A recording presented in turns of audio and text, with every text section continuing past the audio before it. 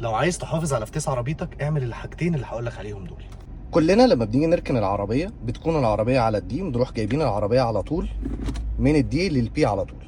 ده كده غلط. المفروض نعمل ايه؟ ان احنا بنجيب العربيه لو هي على الدي او على الار بنجيبها الان الاول، وبعد كده نروح رافعين الهاند بريك لو كانت كهرباء او يدوي، وبعد كده بنروح شايلين رجلينا من على الفرامل، بعد كده نروح جايبين ايه؟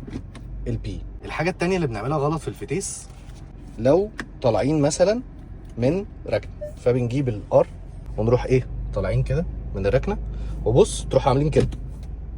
ده غلط. ليه؟ عشان انت ما استنيتش العربيه تقف بالفرامل، انت وقفت العربيه بالفتيس. المفروض دلوقتي انا دلوقتي لو على الار تمام وطالع من ركنه، فهرجع اهو بظهري، هوقف العربيه الاول بالفرامل تبقى واقفه تماما، وبعد كده اجيب الدي واطلع بالعربيه. كده الحاجتين لو عملتهم انت كده تحافظ على فتيس عربيتك اكبر فتره ممكنه.